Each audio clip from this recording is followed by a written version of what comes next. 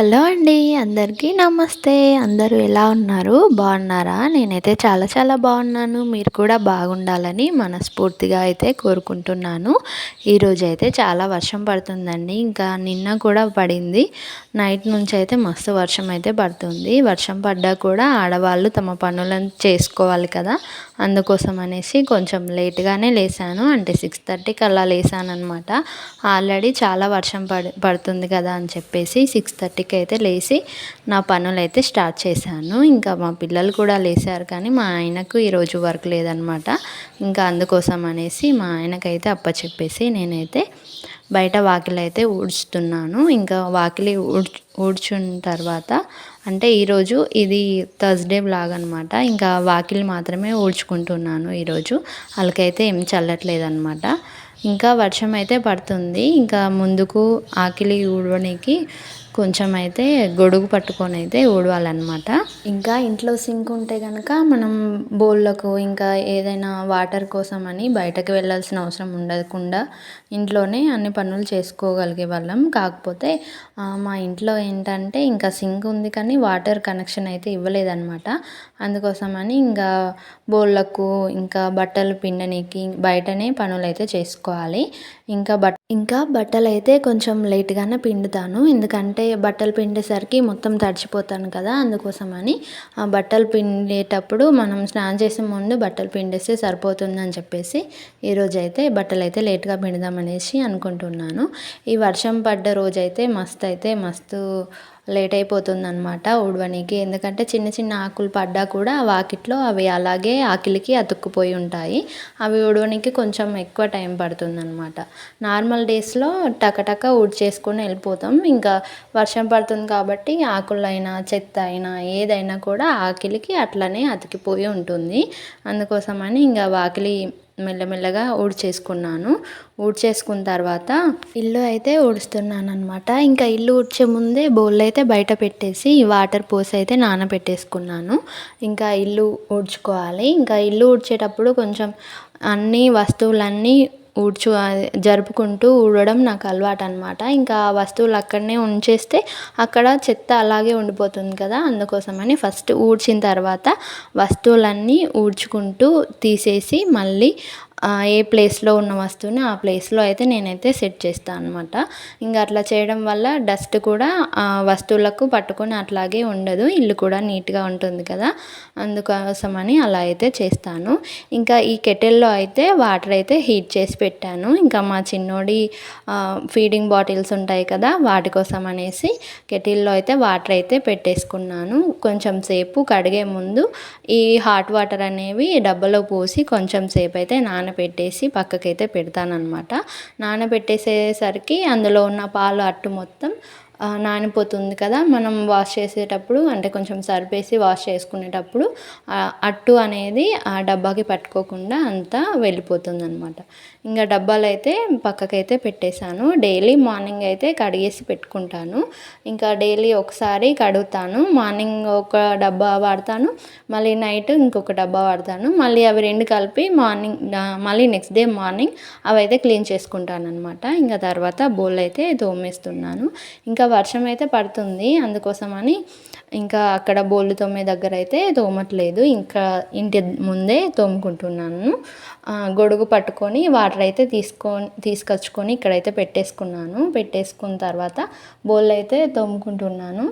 ఈ వర్షంకి మనం బయటకి అస్సలు వెళ్ళనీకి మంచిగా అనిపియదు కదా! ఇంకా వాష్రూమ్స్ కూడా మాకు ఇంట్లో అయితే కట్టలేదనమాట. ఇంకా వాష్రూమ్స్‌కి వెళ్ళాల్సి వచ్చినా ఇంకా మనం బయట ఏదన్నా వాటర్ కావాల్సి వచ్చినా బయటకే వెళ్ళాలి. వర్షంలో గొడుగు పట్టుకొని అయితే వెళ్తాను. ఇంకా ఇదైతే తట్టు నేనైతే అంటే మా అమ్మ వాళ్ళైతే శారీస్ వేసి అయితే తీసుకున్నారనమాట. ఇంకా నాకు పెట్టింది కొంచెం బరువుగా ఉంది. అది బోళ్ళు వేసుకునేది చిక్కు. అందుకోసమని ఇదైతే తీసుకొచ్చుకున్నా నేను. పాత శారీస్‌కి ఇదైతే ఇచ్చారంట. ఇంకా ఇదైతే తీసుకొచ్చుకున్నా. ఇంకా ఫస్ట్ అయితే నేను బోల్ తోమి కడిగేటప్పుడు ఏం చేస్తా అంటే మధ్యలో అయితే ఒక చిన్న గిన్నె అయితే పెట్టుకుంటా. చిన్న గిన్నె పెట్టుకున్న తర్వాత దాని చుట్టూ ప్లేట్లు అనేవి వేసుకుంటా అనమాట. అట్లా వేసుకుంటే ఎక్కువ బోళ్ళు పడతాయి. ఇంకా బోళ్ళు ఇంకా బయట పని అంతా కంప్లీట్ అయిపోయింది. ఇంకా బ్రష్ చేసి ఇంకా మొన్న అమ్మ వాళ్ళ ఇంటికి వెళ్ళాను కదా, అక్కడైతే కొన్ని అప్పాలు అయితే తీసుకొని వచ్చిన అనమాట. ఇక అవి చాయ్లో అయితే వేసుకొని తింటున్నా. కొంతమందికి అట్లా అలవాటు ఉండదు కదా, నాకైతే చాలా ఇష్టం. ఇంకా మనం అవి చాయ్లో వేసుకున్నప్పుడు అవి కొంచెం సేపు నానబెట్టామనుకోండి ఇంకా టేస్ట్ చాలా బాగుంటుంది. కారపూస కంటే కూడా గారెలు వేసుకుంటే ఇంకా టేస్ట్ బాగుంటుంది. ఈరోజైతే ఇంకా బావ ఇంట్లోనే ఉన్నాడు కదా, ఇంకా నిదానంగా పనులు అయితే చేసుకుంటున్నాను. ఇంకా మా చిన్నోడికి అంటే మా పెద్దోడికి అనమాట, ఊకే చిన్నోడు పెద్దోడు అనేసరికి కన్ఫ్యూజ్ అయిపోతుంది. మా పెద్దోడికి స్కూలు లేదనమాట. ఇంకా వర్షం పడుతుంది కదా అని చెప్పేసి నర్సరీ పిల్లలకి స్కూల్ అయితే పెట్టలేదంట. ఇంకా స్కూల్ లేదు కదా అని కొంచెం నిదానంగా అయితే పనులు చేసుకుంటున్నాను. ఇంకా బెడ్రూమ్లో చూసారు కదా, వాళ్ళ డాడీ ఉన్న మా చిన్నోడు మంచిగా ఆడుతున్నారు ఇద్దరు. మా చిన్నోడు ఏంటంటే కాళ్ళతోని ఇలాగా సైకిల్ తొక్కినట్టుగా ఊకే అట్లనే అంటాడనమాట. అట్లా అంటే వాడికి సౌండ్ వస్తుంది కదా, సౌండ్ వచ్చిన కొద్దీ ఇంకెక్కువ అట్లనే అంటాడు. అట్లా బాగా అలవాటు అయిందనమాట. ఇంకా ఈరోజు బీరకాయ పప్పు వండుదామనేసి బీరకాయలు అయితే కట్ చేస్తున్నాను. నేను ఏదైనా పని చేసుకునేటప్పుడే మా పెద్దోడు వచ్చి నాకు ఇది పెట్టి అమ్మ, నాకు ఇది పెట్టి మమ్మీ, ఏబీసీలు పెట్టి 1 2లు పెట్టి అని నన్ను సతాయించుతూ ఉంటాడనమాట. ఇంకా వాడి మాట ఎందుకు అనాలని చెప్పేసి వాడికైతే ఏబీసీలు పెట్టించాను. చూసిరా నేను పెట్టించిన లేదా మళ్ళీ గేమ్ ఆడుతుండు. ఇంకా ట్రాక్టర్ పట్టుకొని మళ్ళీ ఆటలు ఆడుతున్నాడు. ఇంకా నేను బీరకాయలు కట్ చేసే ముందే రైస్ అయితే కడిగి రైస్ కుక్కర్లో అయితే వేసేసుకున్నాను. ఇంకా అవి కట్ చేసేలోపు నాకు రైస్ అయితే అయిపోయిందనమాట.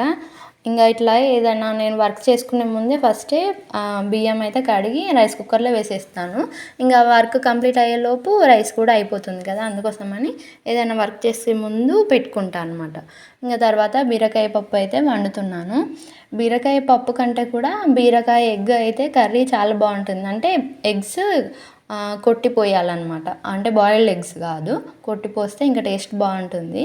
అట్లా వండుకోవడానికి నాకు చాలా ఇష్టం. కాకపోతే ఇప్పుడు ప్రజెంట్ ఇంకా నా దగ్గర ఎగ్స్ లేవు. మళ్ళీ వర్షం పడుతుంది కదా, బయటకి వెళ్ళాలని చెప్పేసి పప్పు ఉంది కదా అని బీరకాయ పప్పు అయితే వండుతున్నాను. ఫస్ట్ అయితే మనం ఆనియన్స్ ఇంకా పచ్చిమిర్చి వేసుకుంటాం కదా, అవి వేగిన తర్వాత కొంచెం అల్లం, కొంచెం పసుపు వేసుకున్న తర్వాత బీరకాయ వక్కలు అయితే అందులో వేసుకోవాలి.